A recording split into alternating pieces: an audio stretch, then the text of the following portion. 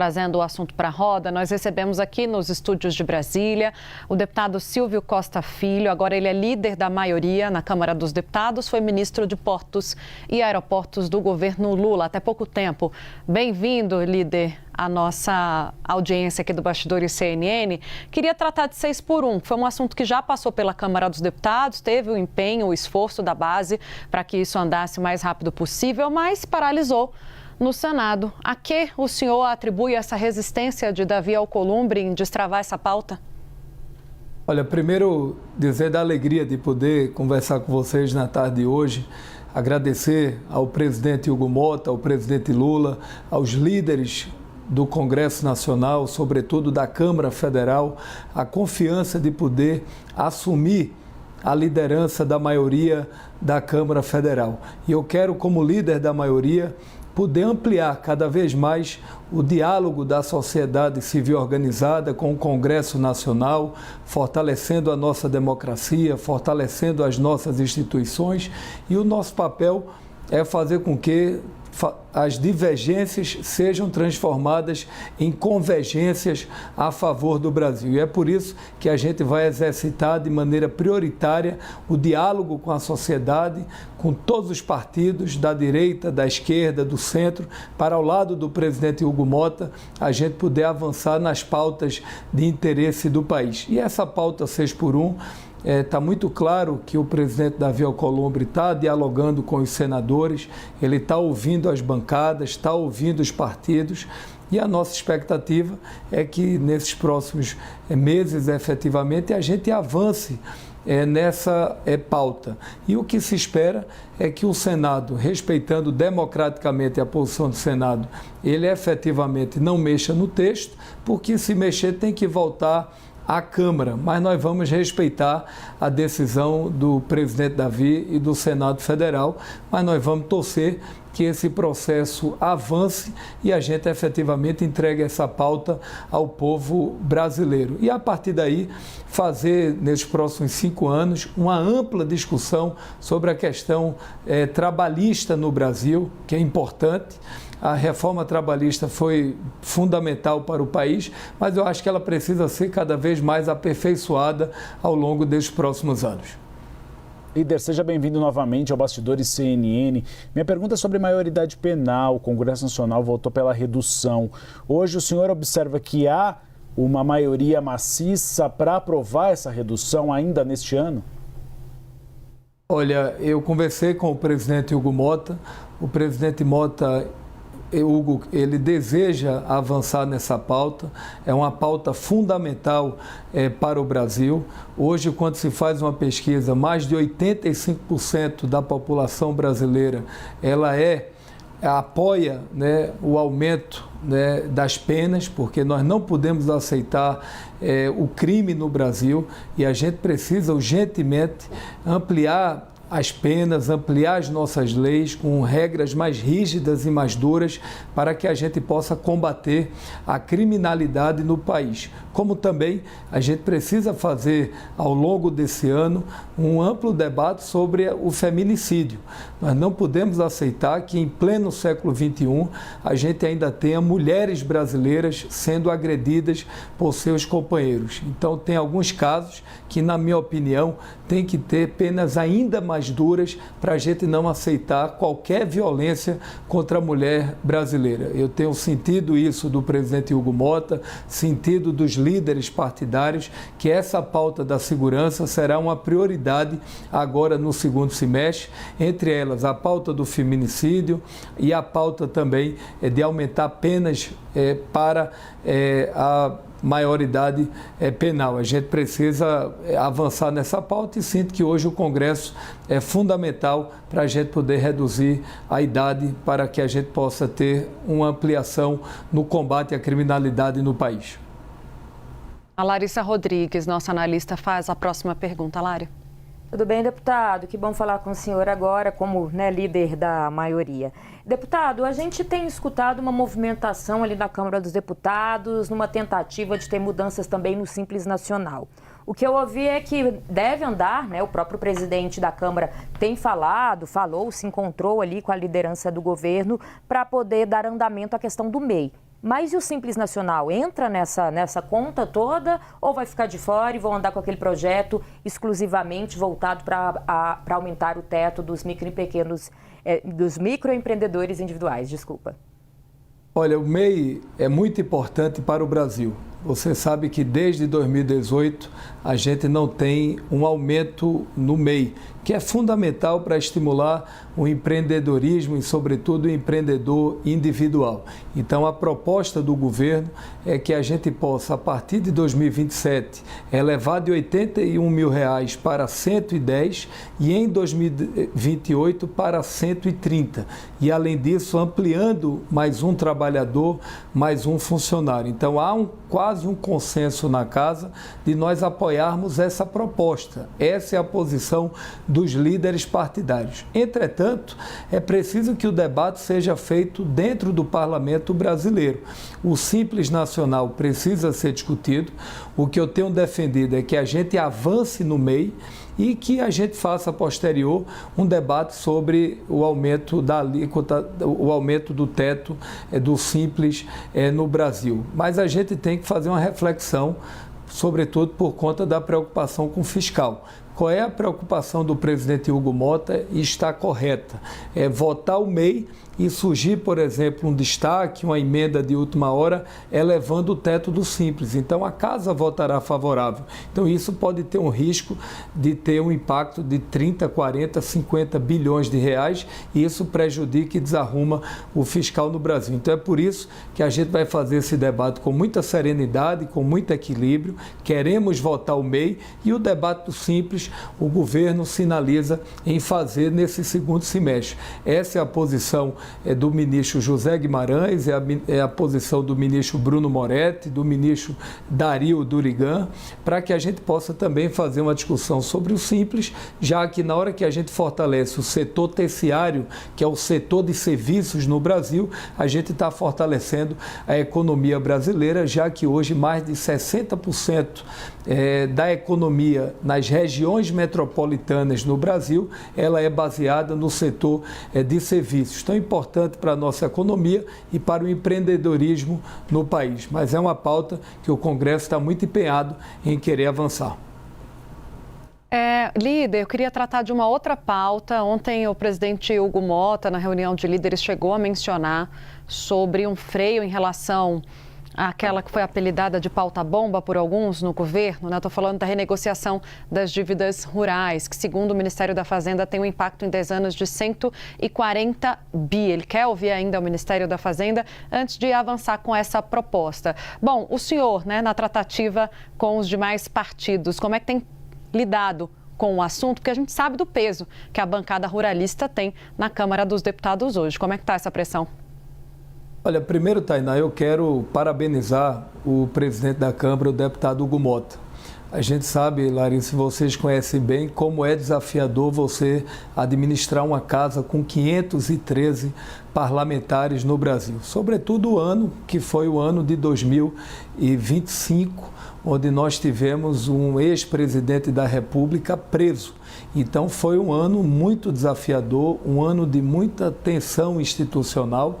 Mas, apesar das dificuldades, a gente conseguiu, sobre a liderança do presidente Hugo Mota, fazer as entregas, a exemplo, né, da reforma do imposto de renda, da regulamentação da reforma tributária, entre outras pautas que ajudaram a economia brasileira. E eu pude perceber que o presidente Hugo Mota, desde que eu voltei para o parlamento, ele está muito bem posto.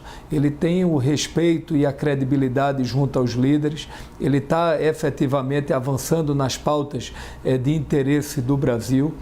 O presidente Hugo Mota está preocupado com a agenda fiscal do país, como nós também estamos, e é por isso que a gente quer colaborar com o governo, e o nosso papel vai ser ampliar o diálogo cada vez mais entre a Câmara e o governo do nosso presidente Lula, para a gente poder fazer a construção coletiva a favor da Agenda Brasil. E essa pauta, ela é muito importante. Tanto é que hoje pela manhã, o presidente Hugo Mota, nós fizemos uma reunião com a participação do líder Paulo Pimenta, com o ministro Dario da Fazenda.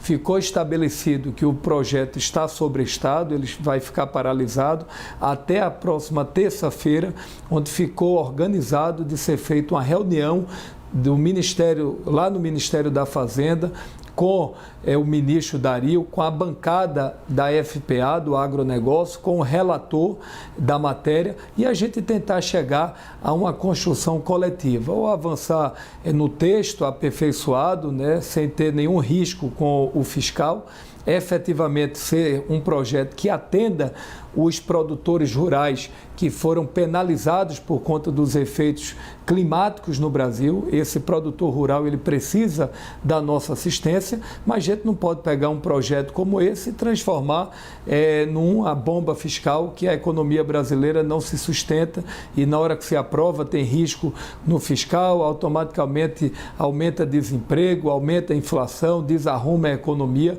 e a expectativa é que esse ano a gente termine o ano com superávit fiscal de 0,5%.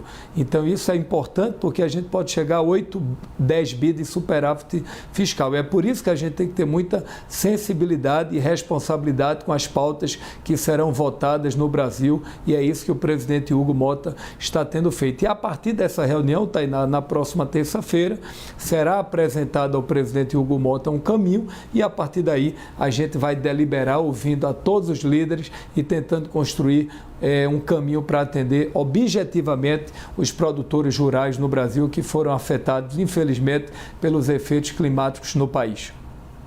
Líder, gostaria de olhar para o processo eleitoral desse ano. Republicanos ainda não tomou uma decisão da postura que vai adotar no cenário nacional. O senhor defende que o Republicanos fique neutro, apoie Flávio Bolsonaro, apoie Luiz Inácio Lula da Silva? Qual é a tendência que o senhor observa no partido? Olha, se depender de mim, o meu desejo era que o Republicanos apoiasse o presidente Luiz Inácio Lula da Silva. Eu aprendi na vida que gratidão se retribui com gratidão, e eu sou muito grato ao presidente Lula, até porque voto no presidente Lula desde que era do movimento estudantil, ainda na universidade lá no meu estado de Pernambuco. Então, eu sou lulista e eu tenho uma excelente relação com o presidente e pude contribuir com o seu governo. Entretanto, o partido é liderado pelo nosso presidente Marcos Pereira, que é um democrata. O presidente Marcos Pereira pegou os republicanos com apenas 9 deputados federais. Hoje o partido tem mais de 40 deputados.